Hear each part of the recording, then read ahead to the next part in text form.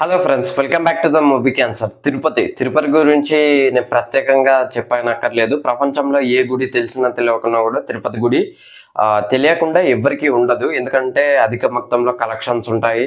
So of course అక్కడ వెళ్ళని వారు కూడా ఎవ్వరు ఉండరు.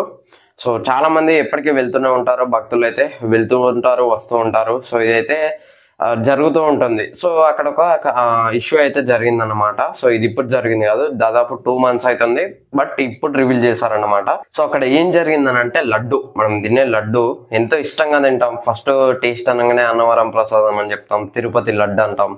సో తిరుపతి లడ్డు టేస్ట్ అయితే ఎవ్వరు మార్చలేరు. No one can change the taste of the laddu అని చెప్పి కూడా చెప్పుకోవచ్చు.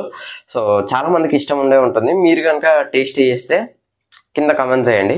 సో ఇప్పుడు నేను చెప్పబోయేది కొద్దిగా మీకు ఏదో ఫీలింగ్ని తెప్పించవచ్చు. సో అదైతే తట్టుకొని వినడానికి ట్రై చేయండి. ఇది వరకే మీకు తెలిసి ఉండొచ్చు ఈ పాటికే. సో బాగా వైరల్ అయితే అవుతుంది. సో ఏం లేదు, తిరుపతి లడ్డు ఉంటుంది కదా. సో లడ్డులో అయితే ఆ లడ్డు తయారీ విధానం చాలా రకాలుగా ఉంటుంది అన్నమాట. సో తయారు చేసే విధానంలో అయితే జంతువు మాంసం అయితే వాడడం జరిగింది. అంటే డైరెక్ట్ లడ్డులో కాదు, లడ్డూని తయారు చేసే ముందు నెయ్యి వాడతాం కదా. సో ఆ నెయ్యిలో అయితే జంతువు మాంసం కొవ్వు, ఆ నెయ్యిని అయితే జంతువు కొవ్వుతోటి అయితే తయారు చేస్తారట. సో అది ఏ జంతువు అనేది కూడా ఎగ్జాక్ట్గా తెలీదు. సో ఇదైతే చెప్తున్నారు. సో డిఏబిబి సంథింగ్ ఎన్ఏబిబి అనుకుంటా, ఎన్డిఏబిబి అనుకుంటా. సో దీనికి సంబంధించి ఇది ఎప్పుడో రిపోర్ట్ చేస్తారట, జూలైలోనే. అంటే జూలై 8th రిపోర్ట్ చేస్తే జూలై 17th రిజల్ట్ వచ్చాయట. మరి ఈ 2 months ఏం చేస్తారో నాకైతే తెలియదు కానీ. సో ఇదైతే చాలా బాధాకరం అని చెప్పుకోవచ్చు. ఎన్ని కోట్ల మంది తింటారో తెలుసా తిరుపతి లడ్డుని ఇష్టంగా. అది లాస్ట్ 1 month బ్యాక్ అని నేను కూడా తిన్నాను. బ్యాడ్ లక్ ఏం చెప్తాం. సో ఇది వాడడం వల్ల సైడ్ ఎఫెక్ట్స్ కూడా రావచ్చు మేబీ. ఎందుకనంటే అది పక్క పెట్టండి, అది వెజ్లో ఒక నాన్ వెజ్ వాడతారు ఎవరన్నా చెప్పండి, అది మాత్రం కరెక్ట్ కాదు. అండ్ అది పక్క పెడితే ఎన్నో కోట్ల మంది అది తింటారు. అది ఫర్ ఎగ్జాంపుల్ ఇప్పుడు ఆ గాడ్ విష్ణువు కాబట్టి తను నాన్ వెజ్ తినడు. సో తినని వాటిలో ఎన్ని కోట్ల మంది ఇప్పుడు నాన్ వెజ్ తినకుండా ఉంటారు. ఇప్పుడు తిరుపతి లడ్డు తింటున్నాం అంటే అందులో నాన్ వెజ్ కలిపినట్టే కదా.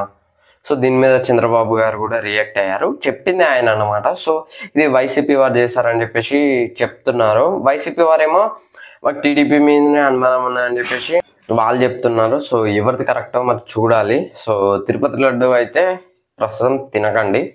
ఎందుకంటే ఎవరు అనౌన్స్ చేసి ఈ తినండి అన్నప్పుడే తినండి, కానీ ఇప్పుడు అదైతే కరెక్ట్ కాదు, జంతువు మాంసం అని చెప్పేసి. ఇప్పటిదాకా ఇష్టంగా తింటూ ఉండొచ్చు. ఒకవేళ నేను ఈ వీడియో అంటే నేను ఈ మ్యాటర్ మీకు చెప్పే అంతవరకు తింటూ ఉండొచ్చు ఇష్టంగా, లేకపోతే ఇప్పుడు మాత్రం తినకపోయి ఉండొచ్చు. మీరు తినకండి, మ్యాక్సిమం తినరు నాకు తెలుసు. ఎందుకనంటే అది మనం ఇష్టంగా తింటాం, ఇంత ఊరించుకుంటూ ఒకటి ఏరుకుంటూ తింటాం.